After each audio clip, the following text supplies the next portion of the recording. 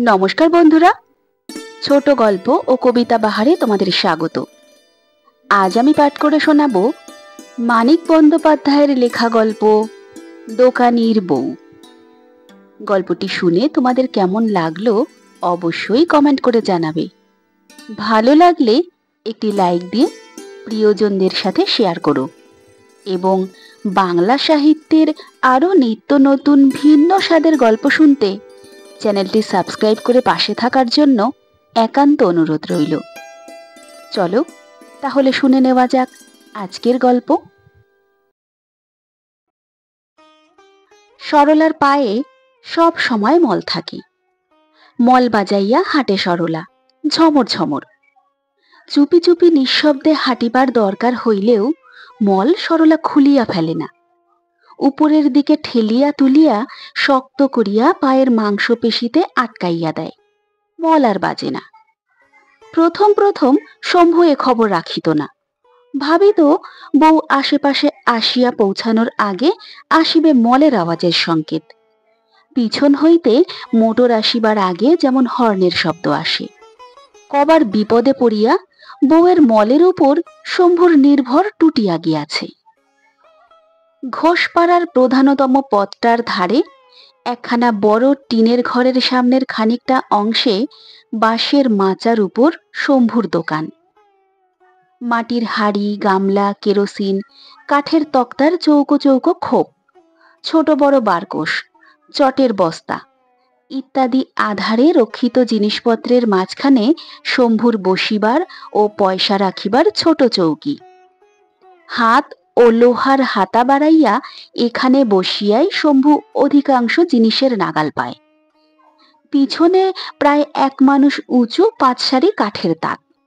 সাবু, বার্লি ও দানাদার চিনি রাখিবার জন্য এক পাশে কাঁচ বসানো হলদে রঙের টিন, এলাচ, লবঙ্গ প্রভৃতি দামি মশলার নানা আকারের পাত্র, লণ্ঠনের চিমনি, দেশলাইয়ের প্যাকেট, কাপড় কাচা, গায়ে মাখা সাবান, জুতার কালি, লজেঞ্জুস এবং মুদিখানা ও মণিহারি দোকানের আরো অনেক বিক্রেয় পদার্থের সমাবেশে তাকগুলি ঠাসা। তাকের 3 হাত পিছনে শম্ভুর শয়ন ঘরের মাটি লেপা চাচের বেড়ার দেয়াল। তাক আর এই দেওয়ালের সমান্তরাল রক্ষণাবেক্ষণে যে সরু আবছা অন্ধকার গলিটুকুর সৃষ্টি হইয়াছে, শম্ভুর সেটা অন্দরে যাতায়াত করার পথ। সরলা বউ মানুষ, অন্দরেই তার থাকার কথা, কিন্তু সরলা মাঝে মাঝে করে কি, পায়ের মল উপরে ঠেলিয়া দিয়া চুপি চুপি তাকের জিনিসের ফাঁকে চোখ পাতিয়া দাঁড়াইয়া থাকে। স্বামীর দোকানদারি দেখে এবং খদ্দেরের সঙ্গে আলাপ আলোচনা শোনে। বাড়িতে শম্ভু খুব নিরীহ শান্ত প্রকৃতির চুপচাপ মানুষ, কিন্তু দোকানে বসিয়া খদ্দেরের সঙ্গে তাকে কথা বলিতে ও হাসি তামাশা করিতে দেখিয়া সরলা অবাক। মানুষ বুঝিয়া এমন সব হাসির কথা বলে শম্ভু যে তাকের আড়ালে সরলার হাসি চাপিতে প্রাণ বাহির হইয়া যায়। ক্রেতারা যদি পুরুষ হয় তবেই শম্ভুর ব্যবহারে এরকম মজা লাগে সরলার। কিন্তু দুঃখের বিষয়, শম্ভুর দোকানে শুধু পুরুষেরাই জিনিস কিনিতে আসে না। বেচা কেনা শেষ হওয়া পর্যন্ত সরলা অপেক্ষা করে, তারপর পায়ের মলগুলি আলগা করিয়া দেয় এবং মাটিতে লাথি মারার মতো জোরে জোরে পা ফেলিয়া ঝমর ঝমর মল বাজাইয়া অন্দরে যায়। শম্ভুও ভিতরে আসে একটু পরেই।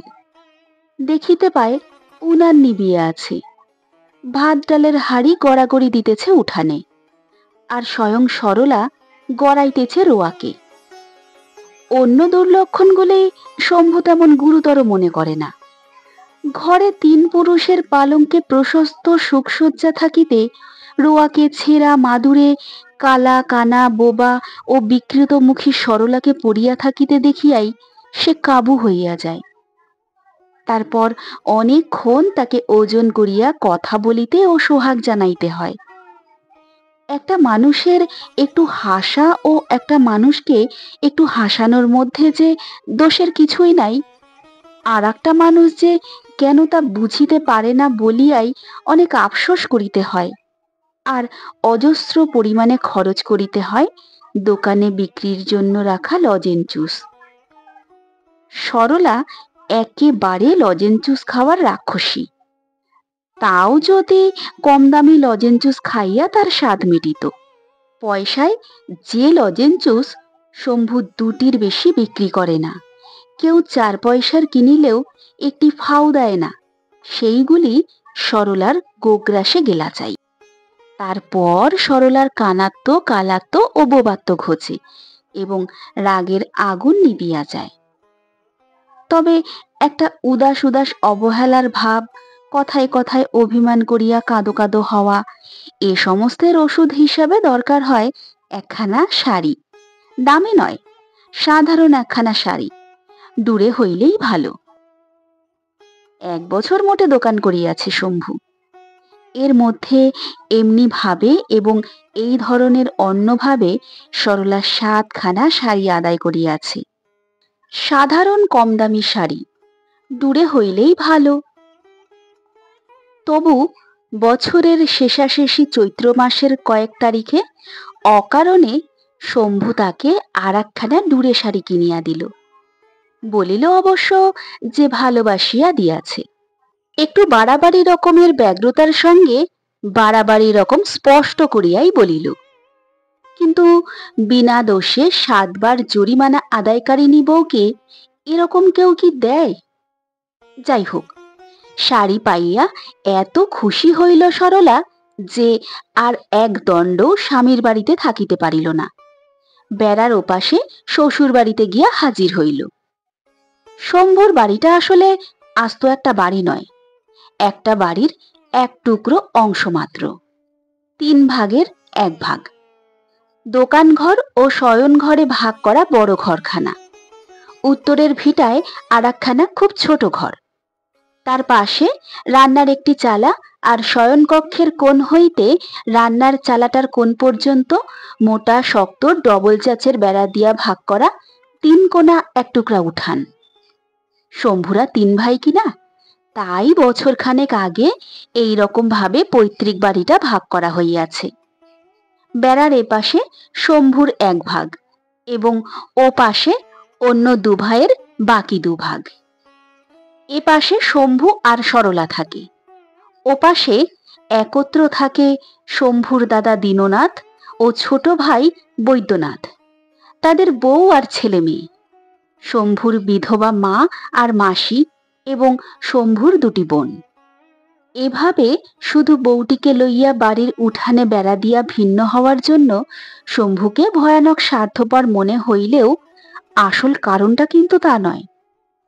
1 বছর আগে শম্ভু ছিল বেকার। সরলার দোকানদার বাবা বিষ্ণুচরণ তখন অবিকল এই রকম ভাবে ভিন্ন হওয়ার শর্তে জামাইকে দোকান করার টাকা দিয়াছিল। সুতরাং বলিতে হয় স্বামীকে ভেড়া বানাইয়া নয়, বর্তমান সুখ ও স্বাধীনতাটুকু সরলা তার বাপের টাকাতেই কিনিয়াছে। কি সুখ সরলার, কি স্বাধীনতা! বেড়ার ওপাশে যাদের কাছে সে ছিল একটা বেকার লোকের বউ, বেড়ার এপাশে এখন তাদের শোনাইয়া ঝমর ঝমর মল বাজাইয়া হাঁটিতে তার কি গর্ব, কি গৌরব! দোকানটা ভালোই চলিতেছে শম্ভুর। ওদের টানাটানির সংসারের তুলনায় তার কি সচ্ছলতা! একটু মুখ ভার করিলে তার দূরে শাড়ি আসে, না করিলেও আসে। সরলার পরনে নূতন দূরে শাড়িখানা দেখিয়া বেড়ার ওপাশের অনেকে অনেক রকম মন্তব্য করিল। তার মধ্যে সবচেয়ে করা হইল ছেঁড়া ময়লা কাপড় পরা বড়জা কালীর মন্তব্য। শীর্ণ মুখে ঈর্ষা বিকীর্ণ করিয়া বলিল, নাচ নেউলি সেজে গুরুজনদের সামনে আসতে তোর লজ্জা করে না মেজে বউ? যা যা, নাচ দেখিয়ে ভোলাগে যা স্বামীকে। ছোট যা খেন্তির মাথায় একটু ছিট আছে, কিন্তু ঈর্ষা নাই। সে খিলখিল করিয়া হাসিয়া বলিল, ঝমঝম যা মল বাজে সারাদিন, মেজদি নিশ্চয়ই দিন রাত্রি নাচে দিদি। পান খাবে মেজদি? হঠাৎ ভাসুরের আবির্ভাব ঘটায় লম্বা ঘোমটা টানিয়া সরলা একটু মাথা নাড়িল। দীননাথ গম্ভীর গলায় বলিল, মেজ বউ কেন এসেছে পুটি? বিবাহের 3 মাসের মধ্যে স্বামী কর্তৃক পরিত্যক্ত কাঠির মতো সরু পুটি বলিল, এমনি। এমনি আসবার দরকার বলিয়া দীননাথ সরিয়া গেল। সরলা ঘোমটা খুলিল এবং বৈদ্যনাথ আসিয়া পড়ায় খেন্তি টানিল ঘোমটা। বৈদ্যনাথ একটু রসিক মানুষ। শম্ভু কেবল দোকানে বসিয়া বাছা বাছা খদ্দেরের সঙ্গে রসিকতা করে। বৈদ্যনাথ সময় অসময় মানুষ অমানুষ বাছে না। সম্ভবত রাত্রে তার রসিকতায় চাপিয়া চাপিয়া হাসিতে হয় বলিয়া খেন্তির মাথায় যখন তখন কারণে অকারণে খিলখিল করিয়া হাসিয়া ওঠার ছিট দেখা দিয়াছে। সে আসিয়াই বলিল, মেজ বৌঠান যে সেজে গুজে, কি সৌভাগ্য কি সৌভাগ্য! কার মুখ দেখে উঠেছিলাম? হ্যাঁ, ও পুটি, দে দে বসতে দে, ছুটে একটা দামি আসন নিয়ে আয় গে ছিনাথ বাবুর বাড়ি থেকে। এই রকম করে সকলে সরলার সঙ্গে। কেবল শম্ভুর মা বড় ঘরের দাওয়ার কোণে বসিয়া নিঃশব্দে নির্বিকার চিত্তে মালা জপিয়া যায়। সরলা সামনে আসিয়া ঢিপ করিয়া প্রণাম করিলেও চাহিয়া দেখে না। সরলা পায়ে হাত দিতে গেলে শুধু বলে, নতুন কাপড় পরে ছুঁয়ো না বাছা। সরলার দাঁতগুলি একটু বড় বড়। সাধারণত কোনো সময়েই সেগুলি সম্পূর্ণ ঢাকা পড়ে না। 20 মিনিট শ্বশুরবাড়ি কাটাইয়া বাড়ি ফেরার সময় দেখা গেল তার অধর ও ওষ্ঠে আজ নিবিড় মিলন হইয়াছে। ভিন্ন হওয়ার আগে ওরা সরলাকে ভয়ানক যন্ত্রণা দিত। উঠানে বেড়া ওঠার আগে সরলা ছিল ভারী রোগা ও দুর্বল। কাজ করিত বেশি, খাইত কম। বকুনি শুনিয়া শুনিয়া ঝালাপালা কান্দুটিতে শম্ভুও কখনো মিষ্টি কথা ঢালিত না। 1 বছর একা থাকিয়া সরলার শরীরটি হইয়াছে নিটোল, মনটি ভরিয়া উঠিয়াছে সুখ ও শান্তিতে। রানীর মতো আছে সরলা। রান্না ছাড়া কোনো কাজই একরকম তাকে করিতে হয় না। পাড়ার একটি দুঃখী বিধবা কাজগুলি করিয়া দিয়া যায়। দোকান করার জন্য তার বাবা যত টাকা শম্ভুকে দিবে বলিয়াছিল সব এখনো দেয় নাই। অল্পে অল্পে দিয়া দোকানের উন্নতি করার সাহায্য করিতেছে। মাসে একবার করিয়া আসিয়া দোকানের মজুত মালপত্র ও বেচা কেনার হিসাব দেখিয়া যায়। প্রত্যেকবার মেয়েকে জিজ্ঞাসা করে, ইতিমধ্যে শম্ভুর পত্নী প্রেমে সাময়িক ভাটাও কখনো পড়িয়াছিল কিনা। বড় সন্দেহপ্রবণ লোকটা, বড় অবিশ্বাস্য। নয়তো মেয়ের আহ্লাদে গদগদ ভাব আর ডুরের শাড়ির বহর দেখিবার পর ও কথাটা আর জিজ্ঞাসা করিয়া জানিবার চেষ্টা করিত না। দুঃখ যদি সরলার কিছু থাকে, সেটা তার এই পরম কল্যাণকর একা থাকিবার দুঃখ। বেড়ার ওধারে অশান্তি ভরা মস্ত সংসারটির কলরব দিন রাত্রি তার কানে আসে। ছোট বড় ঘটনাগুলির ঘটিয়া চলা এ বাড়িতে বসিয়াই সে অনুসরণ করিতে পারে। ছেলে মেয়েগুলি কখনো কাঁদে ক্ষুধায়, আর কখনো কাঁদে মার খাইয়া। বড় যা কখনো কারণে অকারণে চেঁচায়। ছোট যা কখনো খিলখিল করিয়া হাসিয়া উঠিয়া ধমক শোনে। ছোট দেবর কখনো কাকে খোঁচা দিয়া ঠাট্টা করে। কবে কে আত্মীয় স্বজন আসে যায়। বেড়ার এক প্রান্ত হইতে অন্য প্রান্ত পর্যন্ত সরলা স্থানে স্থানে কয়েক জোড়া ফুটা করিয়াছে। সরিয়া সরিয়া এই ফুটাগুলিতে চোখ পাতিয়া সে ঘন্টার পর ঘন্টা কাটাইয়া দেয়। ওই আবর্তের মধ্যে কিছুক্ষণ পাক খাইয়া আসিতে বড় ইচ্ছা হয় সরলার। নিজের বাড়ি আসিয়া সে ডুরে শাড়ি ছাড়িল না, রান্নার আয়োজন করিল না। একবার শম্ভুর দোকানদারি দেখিয়া আসিয়া ছটফট করিতে লাগিল। বিকালে তার বাবা আসিবে। বাপের সঙ্গে কিছুদিনের জন্য বাপের বাড়ি চলিয়া যাইবে নাকি তাই ভাবিতে লাগিল সরলা। কত কথা মনে আসে আলস্যের প্রশ্রয়ে অবাধ্য মনে। শম্ভু বেকার ছিল, তাই আগে সকলে তাকে দিত যন্ত্রণা। ভিন্ন হইয়া আছে বলিয়া এখন সকলে তার সঙ্গে ব্যবহার করে খারাপ। বেড়াটা ভাঙিয়া আবার ভাঙা বাড়ি দুটাকে এক করিয়া দিলে ওরা কি তাকে খাতির করিবে না? তার স্বামী এখন রোজগার করে, ভবিষ্যতে আরো অনেক বেশি করিবে, এই সমস্ত ভাবিয়া। তবে মুশকিল এই, এখন যদি দোকানের আয়ে ওরা ভাগ বসায়, দোকানের উন্নতি হইবে না।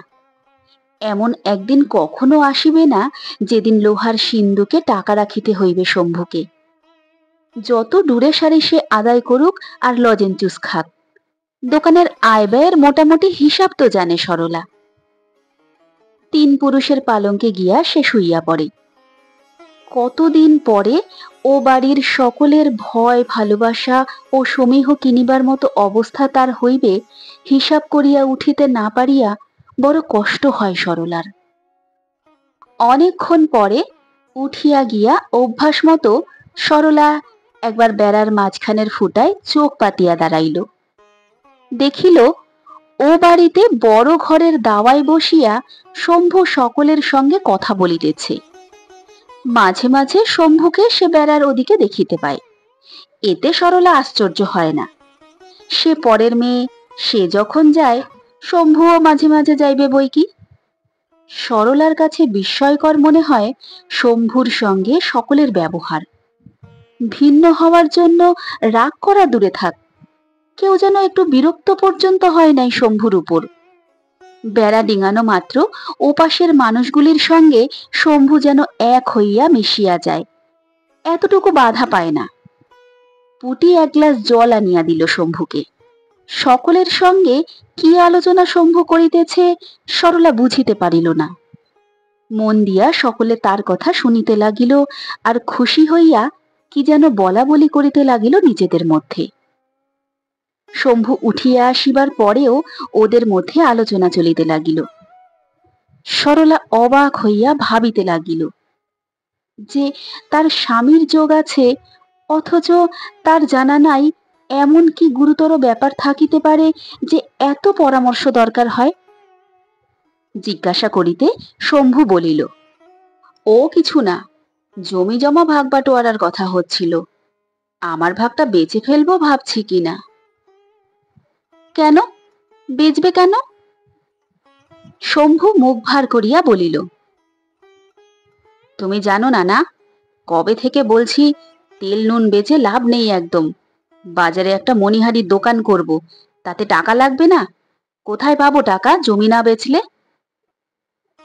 সরলা বলিল, জমির থেকেও আয় তো হচ্ছে, দোকানে বেশি হবে। সরলা চিন্তিত হইয়া বলিল, কবে খুলবে বাজারে দোকান? পয়লা বসে খুলবো ভাবছি, এখন আমার অদৃষ্ট। প্রকাণ্ড একটা হাই তুলিয়া মুখের সামনে তুড়ি দিল শম্ভু, মাথা নাড়িল, বাঁকা হইয়া বসিল, বলিল, তোমার বাবা বলেছিল সব শুদ্ধ 600 টাকা দেবে দোকান করতে। দোকান খোলার জন্য 100 টাকা দিয়ে বাকি টাকা আটকে দিলে, 1 বছরে আর মোটে 200 দিয়েছে। তারপর এমনি করলে দোকান চালাতে পারে মানুষ? দোকান করতেও একসঙ্গে টাকা চাই। মনে মনে একটা জটিল হিসাব করিয়া সরলা বলিল, বাবা তো আসবে আজ, বাবাকে বলবো? শম্ভু বিষণ্ণ মুখে বলিল, বলে কি হবে, 20-30 টাকার বেশি একসঙ্গে দেবে না, আমি বললে নির্জস দেবে। বলিয়া সরলা একগাল হাসিল। তারপর বউকে লজেঞ্চুস দিল শম্ভু। কালো গালে অদৃশ্য রং আনিল, আর ফিস ফিস করিয়া নিজের গোপন মতলবের কথা বলিতে লাগিল। মার হাতে কিছু টাকা আছে শম্ভুর, সব ছেলের চেয়ে শম্ভুকেই তার মা বেশি ভালোবাসে, তা তো জানে সরলা। ওই টাকাটা বাগানোর ফিকিরে আছে শম্ভু, নয়তো এত বেশি ও বাড়িতে যাওয়ার তার কি দরকার। বাজারে মস্ত দোকান খুলিবে শম্ভু, এবার আর দোকানদারি নয়, রীতিমতো ব্যবসাদারি। বাবাকে বাকি টাকাটা একসঙ্গে দিবার কথা বলিতে সরলা যেন না ভোলে। দুর্গা দুর্গা, না, এবেলা আর রাধিবার দরকার নাই, ফলার টলার করিলেই চলিবে। আহা, গরমে সরলার রাধিতে কষ্ট হইবে যে। সরলা জানে হিসাবে ভুল হইতেছে, বাটখারা লাভের দিকে না ঝুঁকিবার সম্ভাবনা আছে। তবু স্বামীর সঙ্গে আর বেশি দোকানদারি করা ভালো নয়। বাপের টাকায় স্বামীকে কিনিয়া রাখিয়াছে 1 বছর, এবার তাকে মুক্তি দেওয়াই ভালো, তাতে যা হয় হইবে। একদিন তো নিজেকে কোনো রকম রক্ষা কবচ ছাড়াই স্বামীর হাতে সমর্পণ করিতে হইবে তার। তাছাড়া 1 বছর ধরিয়া স্বামী তাকে যেরকম ভালোবাসিয়াছে, সেটা শুধু নিজের মনের খুঁতখুঁতানির জন্য ফাঁকি মনে করা উচিত নয়। অবশ্য পেটে যে সন্তানটা আসিয়াছে, সেটা জন্মগ্রহণ করা পর্যন্ত অপেক্ষা করিলেই সবচেয়ে ভালো হইত। এতদিন একসঙ্গে বাস করিয়া সরলার কি আর জানিতে বাকি আছে, নিজের ছেলের মুখ দেখিলে শম্ভুর পাকা শক্ত মনটা কিরকম কাঁচা আর নরম হইয়া যাইবে। তবে ছেলেটার জন্মিতে এখনো অনেক দেরি।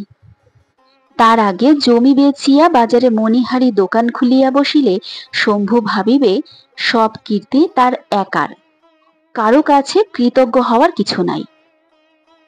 আগেকার কথা মনে করিয়া সরলা অবশ্য ভাবিয়া উঠিতে পারে না কৃতজ্ঞতার কতখানি দাম আছে শম্ভুর কাছে। বাজারে মণিহারি দোকান খুলিয়া 2-1 বছরের মধ্যে এমন অবস্থা যদি হয় শম্ভুর যে মাঝখানের বেড়াটা ভাঙিয়া সরলা নির্ভয়ে এবং সুখে শান্তিতে একরকম বাড়ির কর্ত্রীর মতোই সকলের সঙ্গে বাস করিতে পারে, হয়তো অকৃতজ্ঞ পাষাণের মতো শম্ভু নিজেই তাকে দাবাইয়া রাখিবে। তবু ভবিষ্যতেও সে তার বশে থাকিতে পারে, এরকম একটু সম্ভাবনা যখন দেখা গিয়াছে, এবারে হাল ছাড়িয়া দেখাই ভালো যে কি হয়। সরলার সন্দেহপ্রবণ অবিশ্বাসী বাবা মেয়ের অনুরোধ শুনিয়া প্রথমটা একটু ভরকাইয়া গেল। একসঙ্গে 300 টাকা! জামাইকে আর একটি পয়সা না দিবার কথাই সে ভাবিতেছিল। দোকান যেমন চলিতেছে শম্ভুর, তাতে 2জন মানুষের খাইয়া পড়িয়া থাকা চলে, বড়লোকের মতো না হোক, গরিবের মতো চলে। জামাইকে বড়লোক করিয়া দিবার ভার তো সে গ্রহণ করে নাই। মোট 600 টাকা অবশ্য সে দিবে বলিয়াছিল। তবে সংসারে কত সময় মানুষ অমন কত কথা বলে, সব কি আর চোখ কান বুঝিয়া অক্ষরে অক্ষরে পালন করা উচিত? না তাই মানুষ পারে? অবস্থা বুঝিয়া করিতে হয় ব্যবস্থা।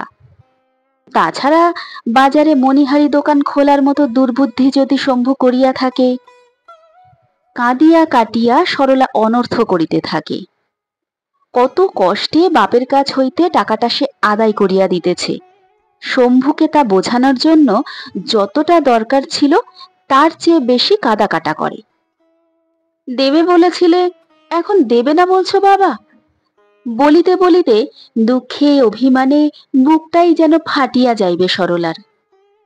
একসঙ্গে 300 টাকা দেওয়া সরলার বাবার পক্ষে সহজ নয়।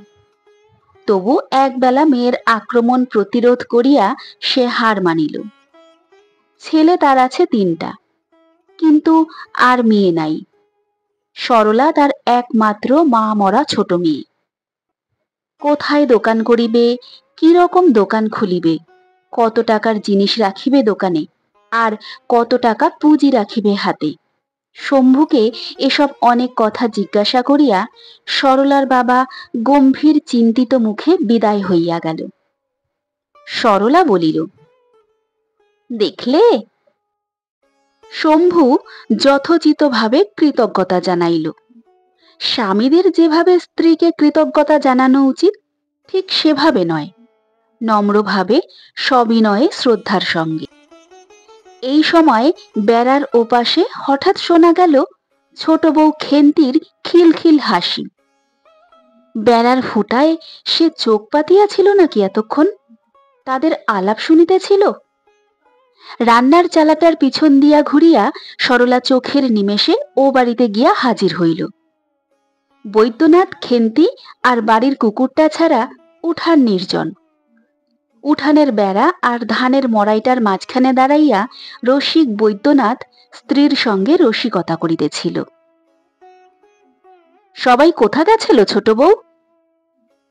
কাছে আসিয়া খেন্তি ফিস ফিস করিয়া বলিল, ঘরে। সেটা সম্ভব। চৈত্রের দুপুরে ঘরের বাহিরে কড়া রোদ, গরম বাতাস, কিন্তু এদের দুজনের কি ঘর নাই? এখানে এরা কি করিতেছে এ সময়? হাসাহাসি। নিজের বাড়িতে ফিরিয়া বারান্দা ছাড়িয়া এবার সরলা ও শম্ভু ঘরে গেল। 3 পুরুষের পুরানো পালঙ্কে।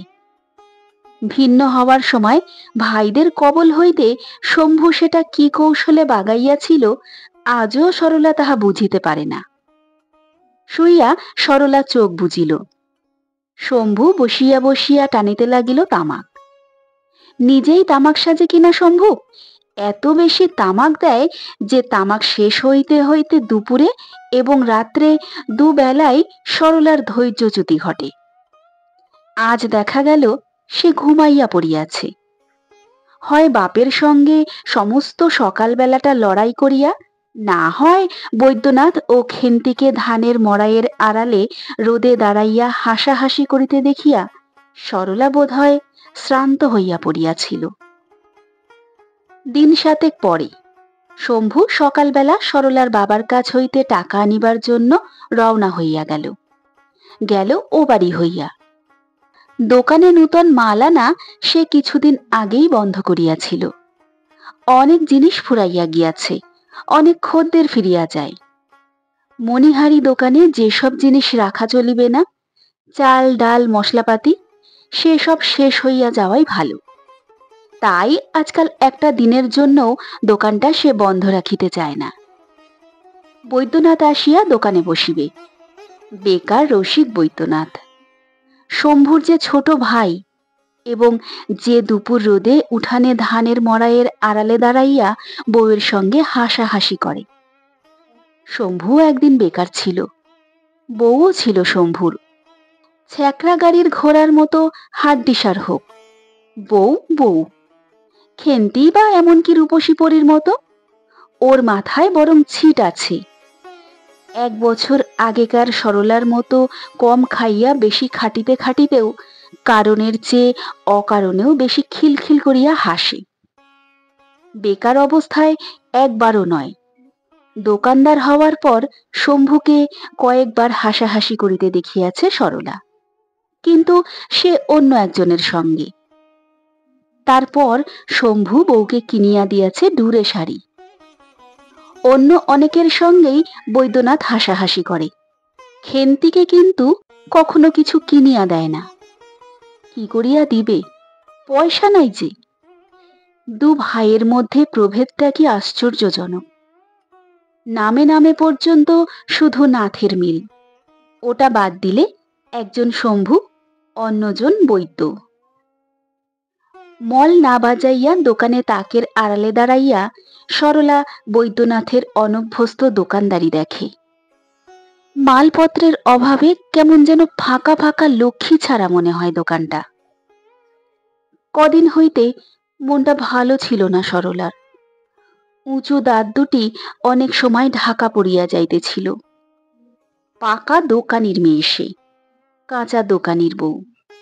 তার কেবল মনে হইতেছিল ভুল হইয়াছে, ভুল হইয়াছে।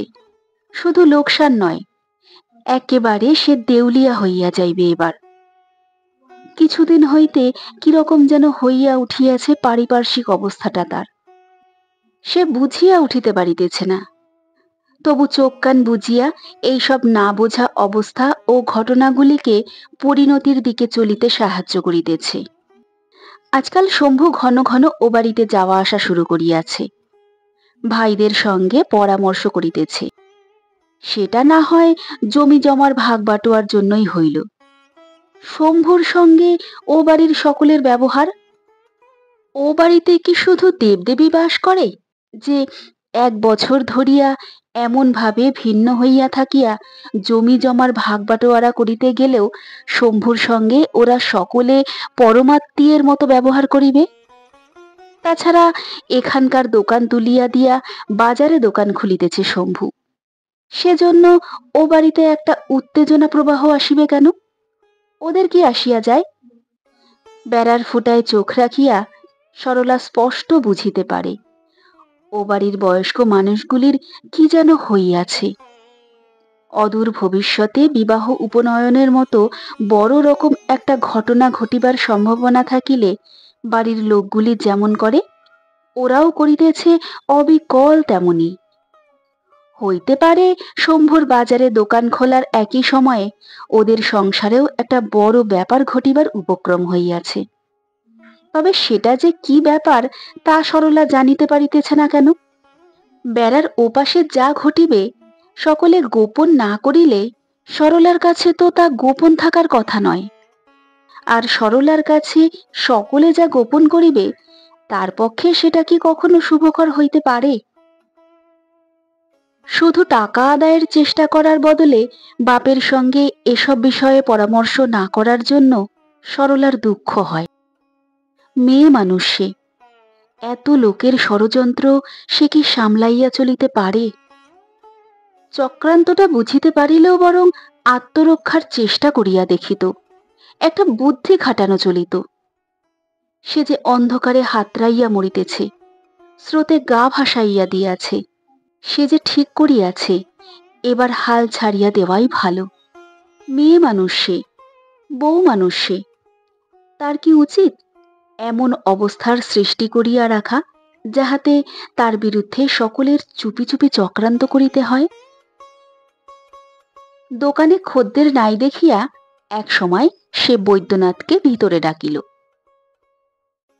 আচ্ছা ঠাকুরপো, ও তোমাদের বাড়ি গিয়ে কি সব বলতো বলো তো? রসিক বৈদ্যনাথ বলিল, তা জানো না মেজ বৌঠান, তোমার নিন্দে করত। তুমি নাকি দাদার এক কান ধরে ওঠাও আর এক কান ধরে বসাও, কানের ব্যথায়। সরলা রাগিয়া বলিল, চাষার মতন কথাবার্তা হয়েছে তোমার বাপু। এদিকে 1 পয়সা রোজগার নাই, কথা শুনলে গা জ্বলে মানুষের। বিক্রির পয়সা থেকে আজ কত গাপ করবে তুমিই জানো। কদিন আগে ধানের মড়াইয়ের আড়ালে বউয়ের সঙ্গে হাসাহাসি করার পুরস্কার পাইয়া বৈদ্যনাথ দোকানে গিয়া বসিল।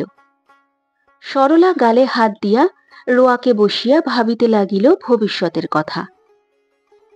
বড় ভাই উকিলের মুহুরি, পাত্র নিজে একটা পাশ দিবার 2 ক্লাস নিচে পর্যন্ত পড়িয়া একটা আড়তে হিসাব লেখার কাজ করে।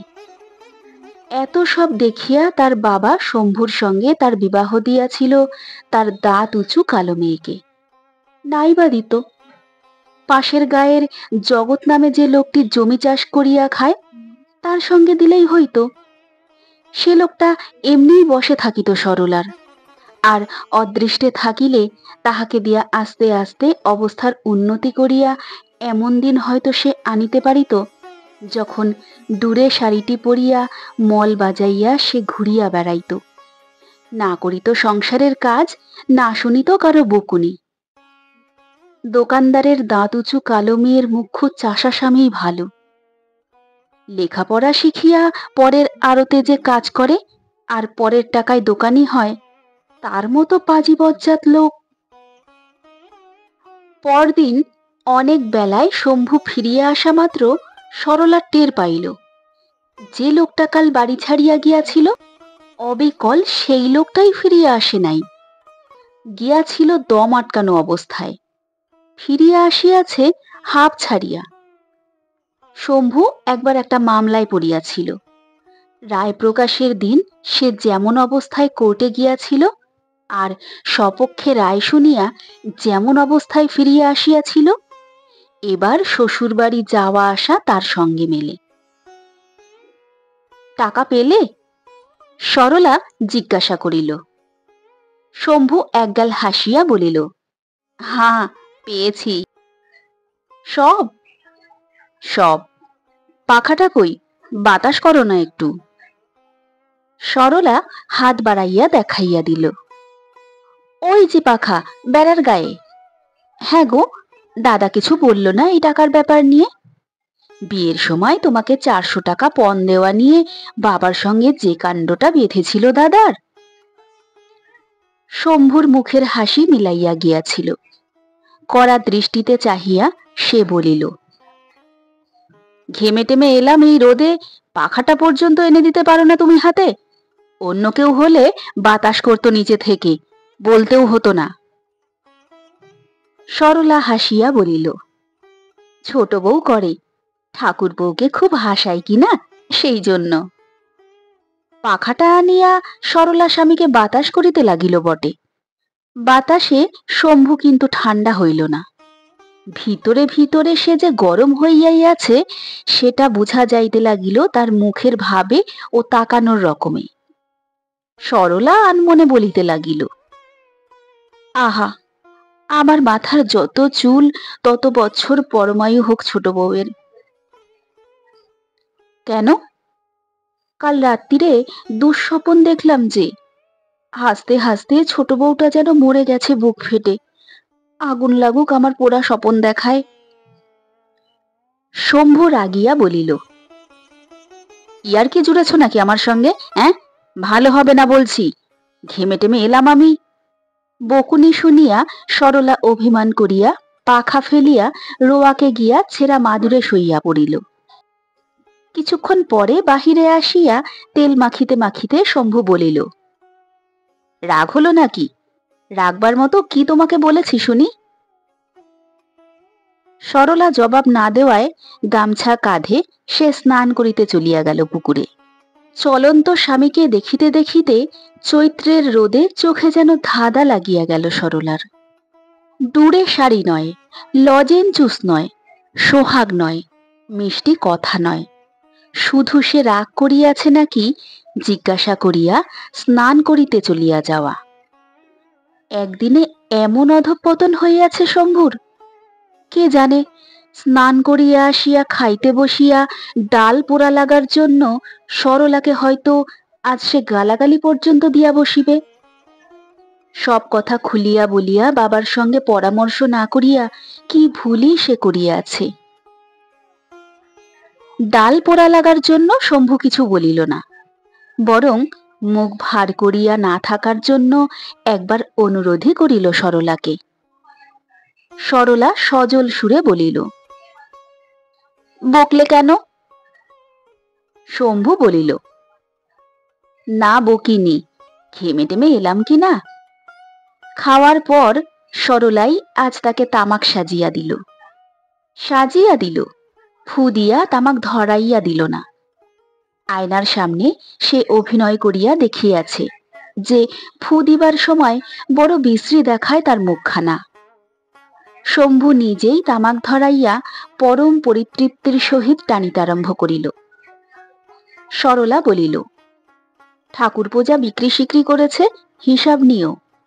শম্ভু বলিল, নেব। সরলা বলিল, রাখালবাবুর বাড়ি আধমন চাল নিয়েছে, ছিনা তুকিলের বাড়ি 250 মুগের ডাল, 2.5 পো মিছরি আর গায়ে মাখা একটা সাবান, তাছাড়া খুচরো জিনিস অনেক বিক্রি হয়েছে। ভাড়ে করে ঠাকুরপো অনেকটা তেল বাড়ি নিয়ে গেছে কাল, আর আজ নিয়ে গেছে কতগুলো লেবেন জুস আর কিসের যেন একটা কৌটো, অত নামটাম জানি না বাপু আমি, জিজ্ঞেস করো। শম্ভু বলিল, আচ্ছা আচ্ছা, সে হবে ক্ষণ। তারপর এক সময় সে ঘুমাইয়া পড়িল। সরলা একবার ও বাড়িতে গেল। কেহ তাহাকে আসিতেও বলে না, বসিতেও বলে না, তবে এতদিনে এটা তার সহ্য হইয়া গিয়াছে। বড়জা কালী শুইয়া আছে, খেন্তি সেলাই করিতেছে কাঁথা। বৈদ্যনাথ ঘুমে অচেতন। শাশুড়ি উবু হইয়া বসিয়া মালা জপিয়া চলিয়াছে। কাছে চুপচাপ বসিয়া আছে পুটি। ভাসুর এ সময়ে কাজে যায়। নামমাত্র ঘোমটা দিয়া অনেকটা স্বাধীন ভাবেই সরলা খানিক্ষণ এ ঘরে খানিক্ষণ ও ঘরে বেড়াইয়া ফিরিয়া আসিল। খেন্তির কাছেই সে বসিল বেশিক্ষণ। ফিসফিস করিয়া আবল তাবল কতকগুলি কথা বলিল খেন্তি। একবার খিলখিল করিয়া হাসিল। আসল কথা একটিও আদায় করা গেল না তার কাছে। বাড়ি আসিয়া পালঙ্কে উঠিয়া সরলা বসিয়া রহিল। টাঙানো বাঁশে সাজানো জামা কাপড়গুলি জোর বাতাসে দুলিতেছে। ওর মধ্যে সরলার দূরের শাড়ি দুখানাই দৃষ্টি আকর্ষণ করে বেশি। আর দৃষ্টি আকর্ষণ করে শম্ভুর ঘাড়ের কাছে লোম ভরা মস্ত জন্মচিহ্নটি। কাত হইয়া শুইয়া আছে শম্ভু, চওড়া পিঠে শয্যায় বিছানো পাটির ছাপ।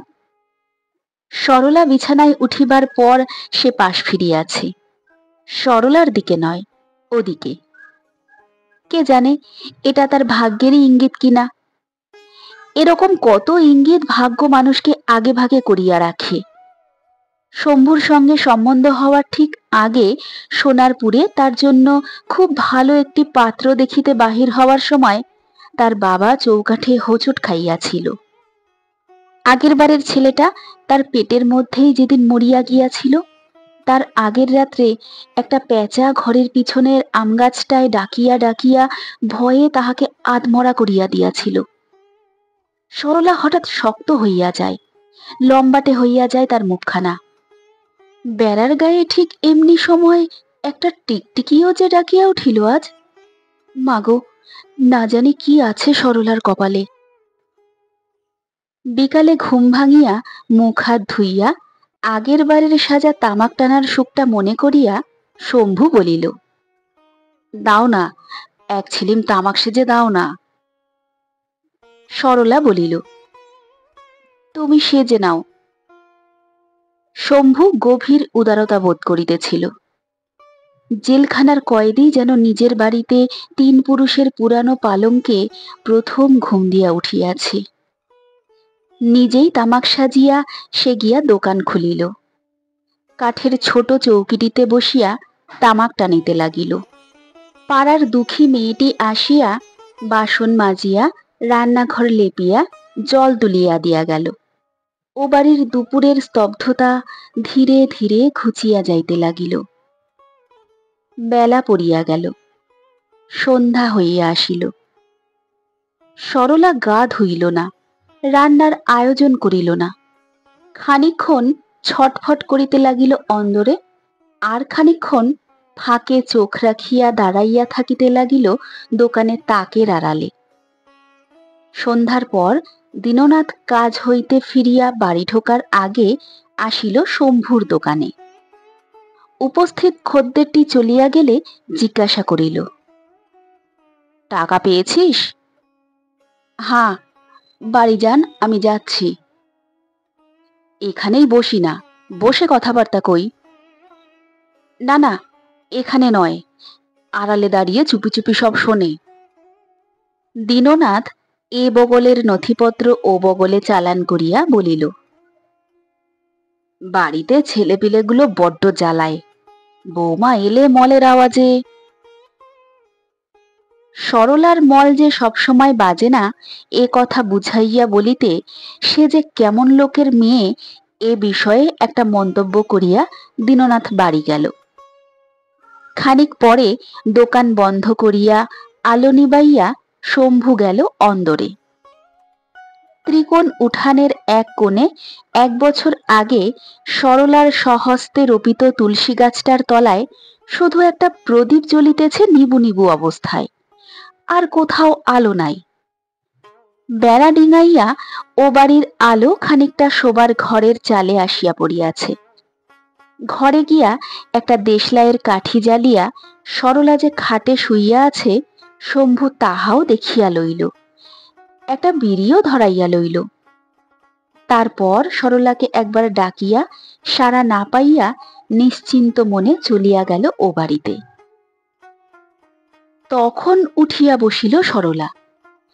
এ বাড়িতে 1 বছর রানীর মতো যে মল বাজাইয়া সে হাঁটিয়া বেড়াইয়াছে, আজ প্রথম সেই মলগুলি খুলিয়া ফেলিল। এমন হালকা মনে হইতে লাগিল পা দুটিকে সরলার।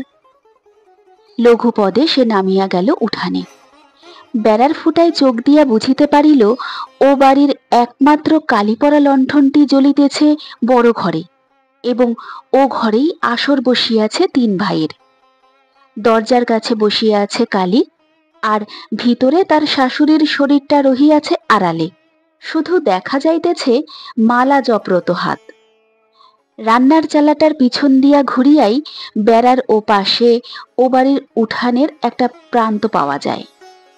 সরলা সেদিকে গেল না, একেবারে নামিয়া গেল ও বাড়ির রান্নাঘর ও তার লাগাও খেন্তির ঘরের পিছনে ঝোপঝাড়ের মধ্যে। কি অন্ধকার চারিদিক! ভয়ে সরলার বুক ঢিপ ঢিপ করিতেছিল। ছিটাল পার হওয়ার সময়ে পায়ে একটা মাছের কাঁটা ফুটিল, কিন্তু কি করিবে সরলা? ভয় করা আর মাছের কাঁটা ফোঁটাকে গ্রাহ্য করিলে তার চলিবে কেন? একা মেয়ে মানুষ সে, এতগুলি লোক তার বিরুদ্ধে ষড়যন্ত্র জুড়িয়াছে, রচনা করিতেছে ফাঁদ। কিসের ভয় এখন, কিসের কাঁটা ফোঁটা? আর যা হয় হোক, অন্ধকারে এভাবে বনে জঙ্গলে আর ছিটালে হাঁটার জন্য কিছু যেন তার নাগাল না পায়। পেটের ছেলেটা এবারও যেন তার মরিয়া না যায় জন্ম নেওয়ার আগেই। এলো চুলে সে ঘরের বাহির হয় নাই। একটি চুল ছিঁড়িয়া ফেলিয়া বা হাতের কোড়ে আঙুলের নখে কামড় দিয়া তবে উঠানে নামিয়াছে। এই যা ভরসা সরলার।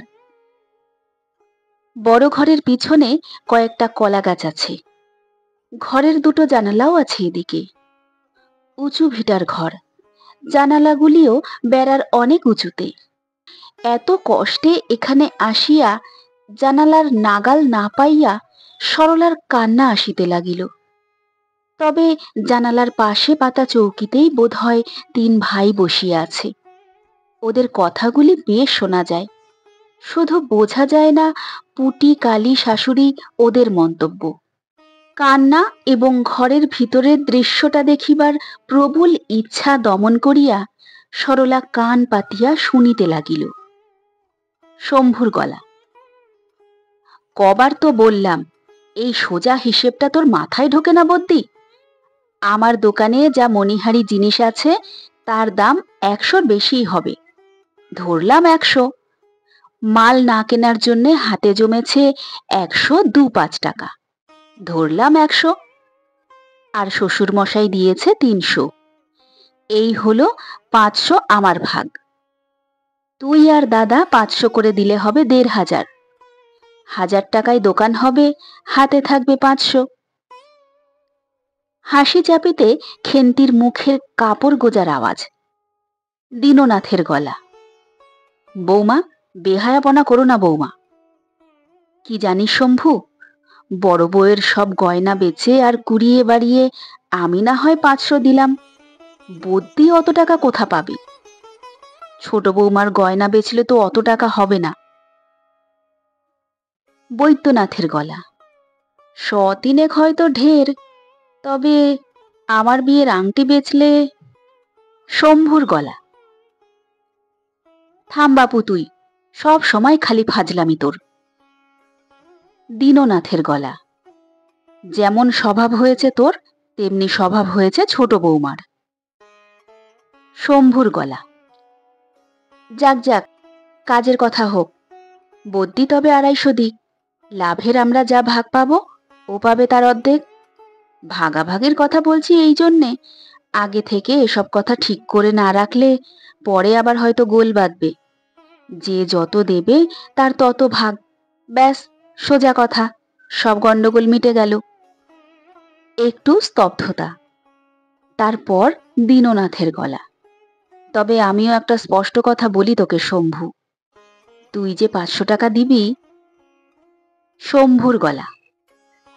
500 নগদ নয়, 100 টাকার জিনিস 400 নগদ। দীননাথের গলা। বেশ, 400ই আমাদের একবার তুই দেখা, গয়নাগাটি বেচে ফেলবার পর শেষে যে তুই বলবি।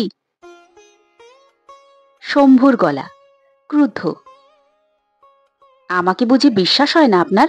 ভাবছেন আমি ভাওতা দিয়ে? 4-5টি গলার প্রতিবাদ। শম্ভুর গলা আরো ক্রুদ্ধ। সকলকে সমান সমান ভাগ দিতে চাচ্ছি কিনা তাই আমাকে অবিশ্বাস। আমি যেন একা গিয়ে দোকান করতে পারি না। 500 টাকা নিয়ে যদি দোকান খুলি আমি, 1 বছরে 1000 টাকা লাভ করব। না আসতে চাও তোমরা, নাই আসবে, চাই না তোমাদের টাকা। কোলাহল, কলহ, কড়া কথা, মধ্যস্থের গোলমাল থামানোর চেষ্টা, খানিকক্ষণ বাজে ব্যক্তিগত কথা, আবার ঝগড়া বাঁধিবার উপক্রম। তারপর শম্ভুর গলা, বেশ, কাল সকালে টাকা দেখাবো। দীননাথের গলা, গজেন শেখরার সঙ্গে কথা কয়ে এসেছি, 29.5 দর দেবে বলেছে। কাল কাজে না গিয়ে গয়নাগুলোর ব্যবস্থা করব। যা লোকসানটাই হবে। এমনি শোনা হয় আলাদা কথা, তৈরি গয়না বেচার মতো মহাপাপ আর নাই। বৌমা বুঝি রাধেনি আজ? এখানেই তবে তুই খেয়ে যা শম্ভু। অপুটি, ঠাই করে দে তো আমাদের। বাক্সে টাকাগুলি রাখিয়াছিল শম্ভু। কোথায় যে গেল সে টাকা? টাকার শোকে এবং ও বাড়ির সকলের কাছে লজ্জায় শম্ভু পাগলের মতো চুল ছিঁড়িতে লাগিল। সরলা সান্ত্বনা দিয়া বলিতে লাগিল, কি আর করবে বলো, অদৃষ্টের ওপর তো হাত নেই মানুষের। আমি ঘুমোচ্ছি, ঘরের দরজা খোলা, আর তুমিও ও বাড়িতে গিয়ে বসে রইলে রাত 10টা পর্যন্ত। আর ওই তো বাস্ক, শাবলের 1/4ই হয়তো ভেঙে গেছে। আমারই বা কি ঘুম, একবার টের পেলাম না। দু চোখে সন্দেহ ভরিয়া চাহিয়া শম্ভু বলিল, টের পেয়েছ কি না পেয়েছ? সরলা তাড়াতাড়ি বলিল, এমন করো না লক্ষ্মী, যেমন দোকান করছিলে তেমনই করো এখন। বাবাকে বলে আর কিছু টাকা। আর কি টাকা দেবে তোমার বাবা? সহজে কি দেবে? আমি কাদা কাটা করলে। ঝমর ঝমর মল বাজাইয়া গিয়া সরলা স্বামীকে 1 বাটি মুড়ি ও খানিকটা গুড় আনিয়া দিল। সস্নেহে বলিল, খাও, না খেলে কি টাকা ফিরে পাবে? বাবা টাকা যদি নাই দেয়, দেবে ঠিক, যদির কথা বলছি। আমি গয়না বেচে তোমায় টাকা দেব।